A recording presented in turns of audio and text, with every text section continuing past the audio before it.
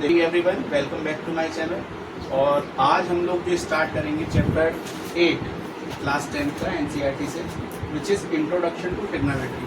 तो ट्रिग्नोमेट्री का चैप्टर आज हम स्टार्ट करने वाले हैं, ठीक है। तो ट्रिग्नोमेट्री का इस चैप्टर स्टार्ट करने से पहले मैं आपको बता दूं ट्रिग्नोमेट्री का मतलब क्या है, ठीक है।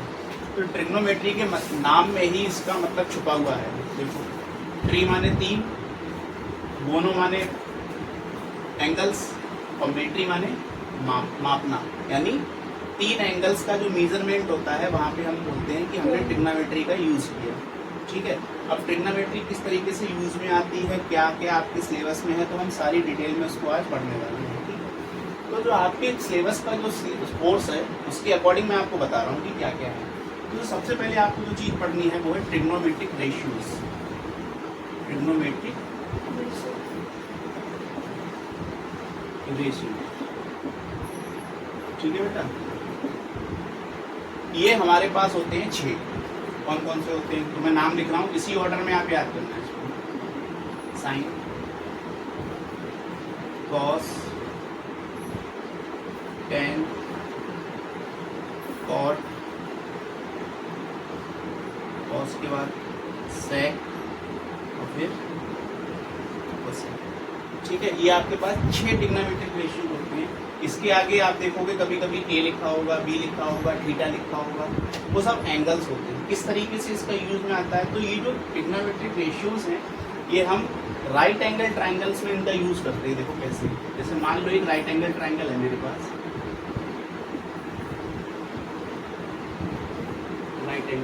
राइट एंगल ट्राइंगल आपको पता है कि ऐसा एक ट्राइंगल इसमें एक एंगल कितने डिग्री का होता है, 90 डिग्री का। तो जैसे मान लो मैंने ये एंगल मान लिया पी क्यू आर, ये राइट एंगल ट्राइंगल, इसमें जिस आर्म पर एंगल बना, जैसे ये 90 डिग्री जिस आर्म पे एंगल बना, तो देखो इस आर्म पे एंगल बना क्यू आर पे, तो इसको तो हम नाम देते हैं बेस, ठीक है। जो ये स्टैंड बाय लाइन होती है बिल्कुल स्ट्रेट, इसको नाम देते हैं हम परपेंडिकुलर, ठीक है। और जो सबसे बड़ी आर्म होती है इसको नाम देते हैं हम हाइपोटेन्यूज, ठीक है। तो क्लास 7th में आपने पढ़ी होगी पाइथागोरस थ्योरम, ठीक है। 7th में भी है, 8th में भी उसका यूज है, 9th में भी है और 10th में तो है ही। इस वाले चैप्टर में तो सबसे ज्यादा है। तो ये जो पाइथागोरस थ्योरम थी वो क्या बताती है हमें,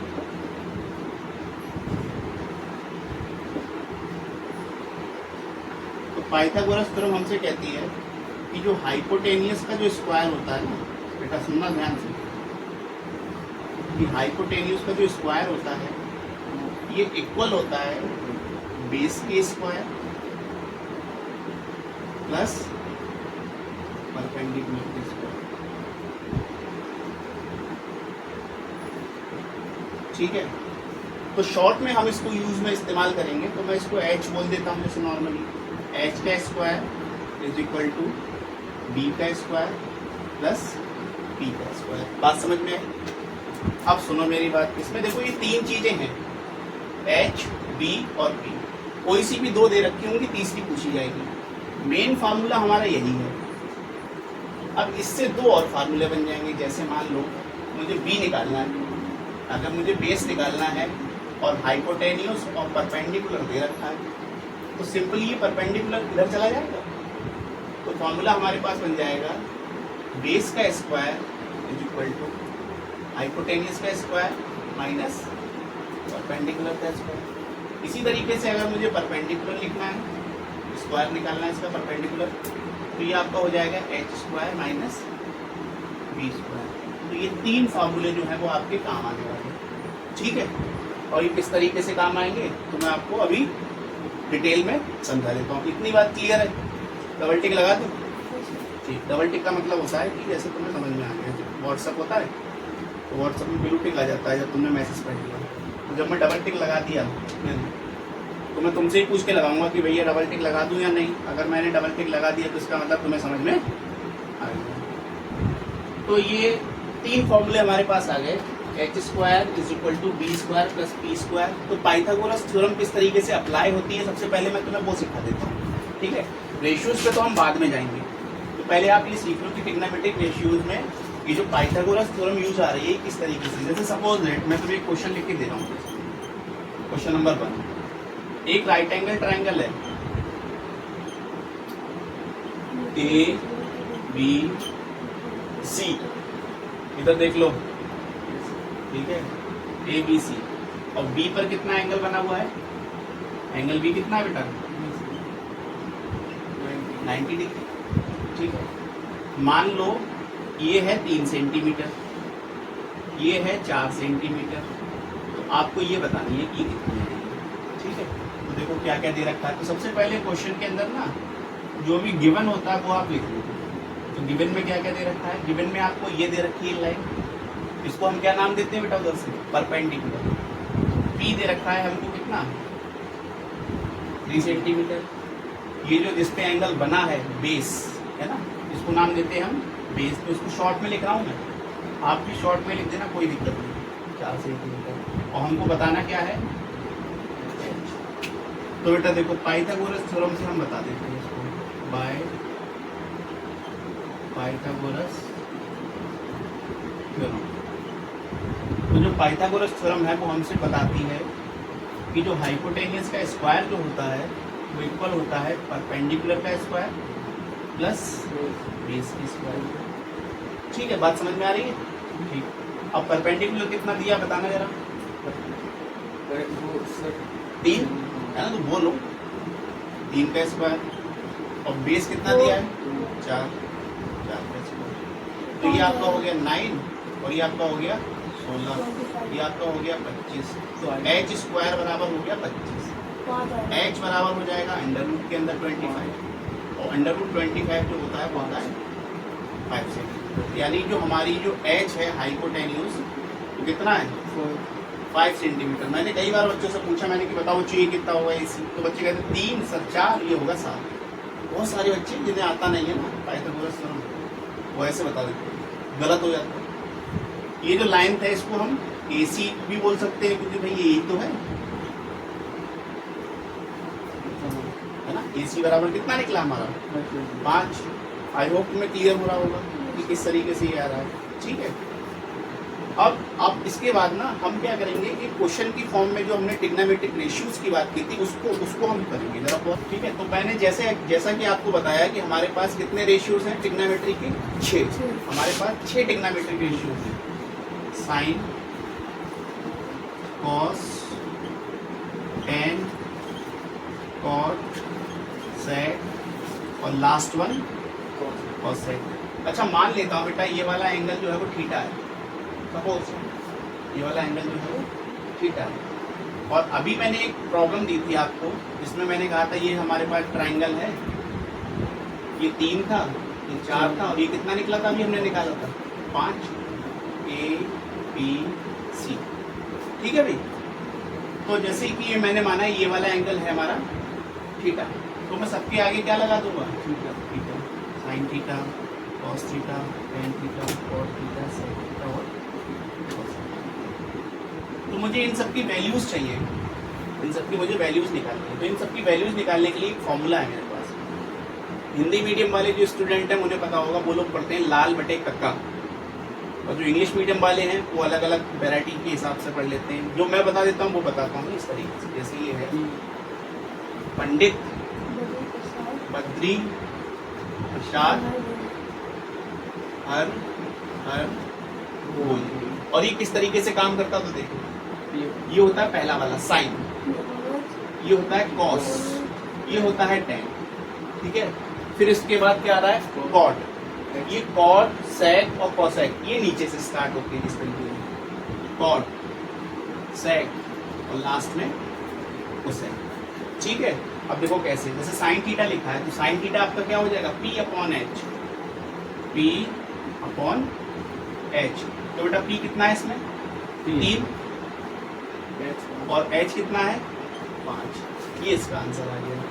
कॉस में बताओ आप कितना होगा B/H, तो ये कितना हो गया 4/5। टेन क्या होता है P/B, ये आपका हो जाएगा 3/4। अच्छा एक बात सुनो ध्यान से, पहले इधर देख लो, वो तो चलता रहेगा, बातें कर लेना बाद में। अब तुम्हारे पास ये साइन कॉस टेन आ गए, तुम्हें ये नीचे वाले नहीं भी पता है तब भी तुम निकाल सकते हो। कैसे? देखो, जो साइन होता है ना, ये इसका उल्टा होता है, कॉस जो है वो सेक का उल्टा होता है, और टेन जो है वो कॉट का उल्टा होता है। कैसे काम करेगा? अब जैसे टेन थीटा बराबर आया 3/4, तो कॉट थीटा बराबर आएगा 4/3। देखो कैसे, क्योंकि कॉट थीटा क्या होता है? b upon p, b upon p। b कितना है? 4, और p कितना है? 3। आया उल्टा। सेक आपका क्या होगा? h अपॉन b, कितना आ जाएगा ये? 5/4। देखो आया इसका उल्टा। और कॉसेक होता है साइन का उल्टा, यानी कि h अपॉन p, तो आ जाएगा 5/3। तो ये हमारे पास ऑल ट्रिग्नोमेट्रिक रेशियो आ गया, इसको नोट कर लो। ठीक है, तो एक्सरसाइज की तरफ पढ़ते हैं हम लोग। ठीक है, एक्सरसाइज है हमारे पास 8.1, ध्यान से देखना बेटा। एक्सरसाइज है हमारे पास 8.1 और क्वेश्चन नंबर 1 की तरफ पढ़ते हैं। अच्छा क्वेश्चन है, बहुत अच्छा क्वेश्चन है। तो कह रहा है कि आपसे कि एक ट्राइंगल है ABC, ठीक है, और उसने बता दिया है जो कि राइट एंगल्ड है B पे, राइट एंगल्ड है एट B पे। इसका मतलब क्या हुआ? इसका मतलब ये हुआ कि B पे 90 डिग्री का एंगल बनना है। तो देखो मैं एक ट्राइंगल बना ले रहा हूँ, ठीक है, राइट एंगल ट्राइंगल बना लेता हूँ। यहाँ पर मुझे B ही लिखना होगा क्योंकि B पर 90 डिग्री है ना, सही है, आया ना? अब A और C मैं कहीं पर भी लिख लूँ, मुझे कोई दिक्कत नहीं। जैसे मान लो मैंने A और इसको लिख लिया C। अब क्वेश्चन क्या कह रहा है कि इसमें AB तो है 24 सेंटीमीटर, ठीक है, क्या दिया है गिवन में? कह रहा है कि AB बराबर 24 सेंटीमीटर, और दूसरा उसने कहा BC जो है वो है 7 सेंटीमीटर। BC कितना है? 7 सेंटीमीटर। तो आपसे कह रहा है कि वैल्यूज बताओ। पहले में पूछ रहा है आपसे वैल्यू साइन ए और कॉस ए की, और दूसरे में आपसे पूछ रहा है वैल्यू साइन सी और कॉस सी, ठीक है। तो ये क्वेश्चन आपसे पूछ रहा है। अब कैसे होगा देखो। अब सबसे पहले जो हमारे सामने ये जो ट्राइंगल बना हुआ है, इसके अंदर अगर हम ध्यान से देखें तो हमें परपेंडिकुलर दे रखा है, कितना है कोई बताओ? 24 सेंटीमीटर। इसको P बोलता हूँ ना मैं, और जो नीचे दे रखा है इसको बेस बोलता हूँ। ये कितना दे रखा है? 7 सेंटीमीटर। तो पाइथागोरस थ्योरम लगा देता हूँ मैं।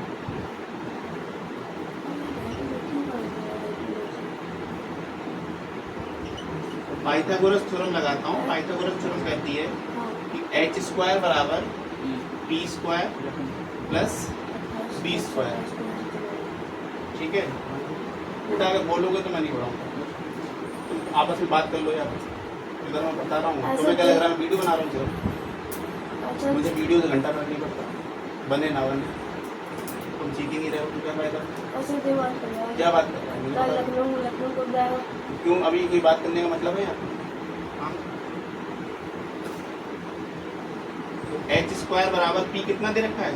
24, 24 का स्क्वायर, और बेस कितना दे रखा है? 7 का स्क्वायर। तो 24 होता है 576 और 7 का होता है 49। इन दोनों को ऐड करोगे तो आएगा 625। तो h² बराबर आ गया हमारा 625। h बराबर आ जाएगा अंडररूट 625, ठीक है।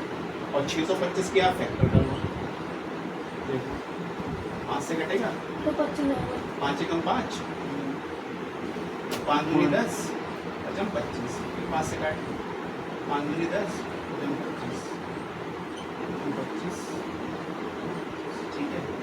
तो इस 625 की जगह लिखा जा सकता है 5 गुणा 5 गुणा 5 गुणा 5। एक पेयर ये बना, एक पेयर ये बना, 5 गुणा 5 कितना आ गया? 25। तो जो हमारा हाइपोटेन्यूस है ये कितना आ गया बेटा? 25। h बराबर आ गया हमारा 25,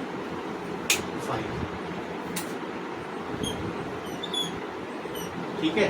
एच हमारा आ गया 25। अब हमें जो वैल्यूज उसने पूछी है उसके आंसर आते हैं। देखो पहला क्वेश्चन कह रहा है साइन ए की वैल्यू बताओ।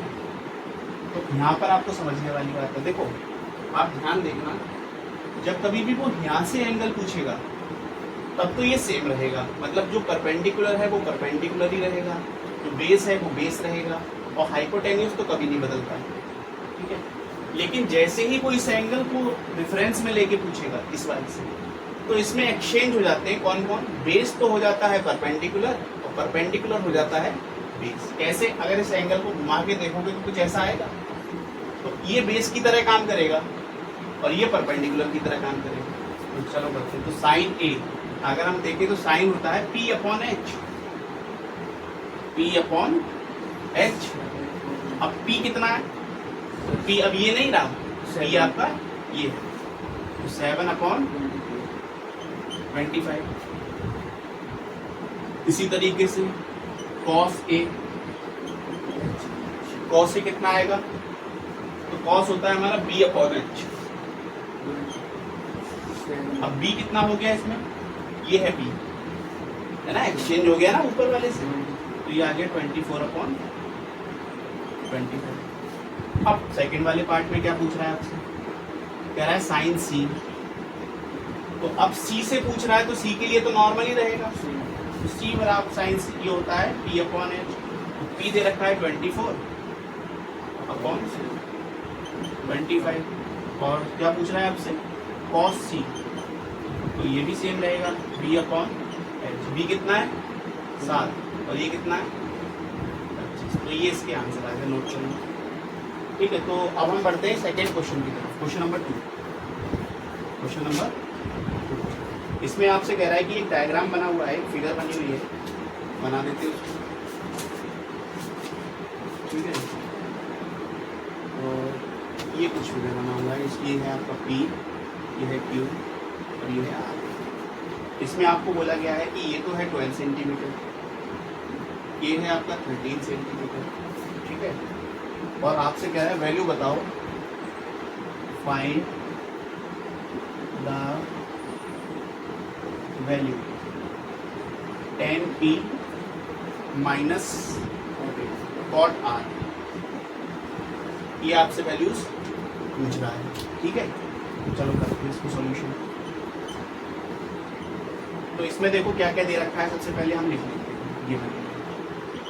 तो गिवन में ये वैल्यू दे रखी है, ये क्या होती है परपेंडिकुलर, तो हमको परपेंडिकुलर दे रखा है कितना 12 सेंटीमीटर। ये दे रखी है, ये क्या होती है हाइपोटेन्यूज। ये दे रखी है H, कितना दे रखा है 13 सेंटीमीटर, और ये हमको बताना है क्या है ये बेस। तो अब की बार हमें बेस, हम फार्मूला चेंज नहीं करेंगे, हम फार्मूला वही लिखेंगे, ठीक है। तो देखो बाय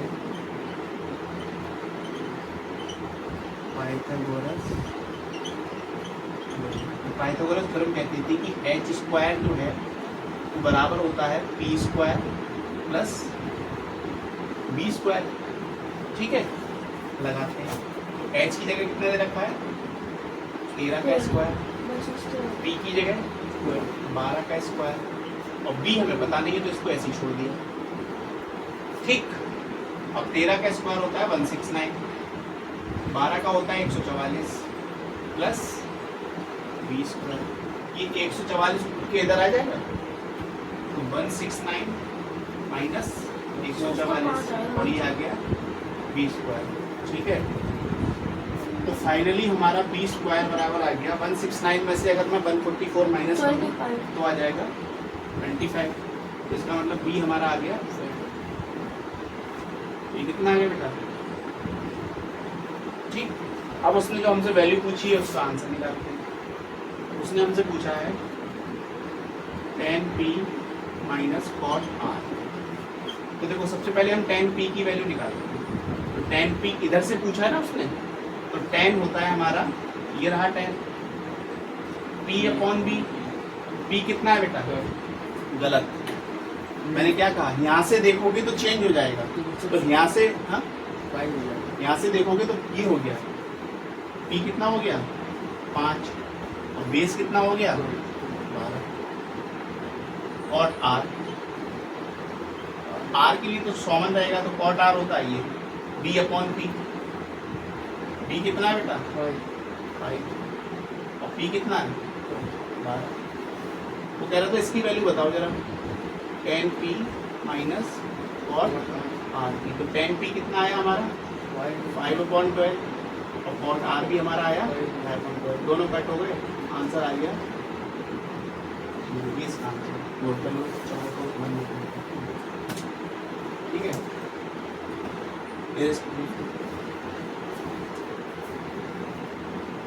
ठीक है, अब फोन भी होगा।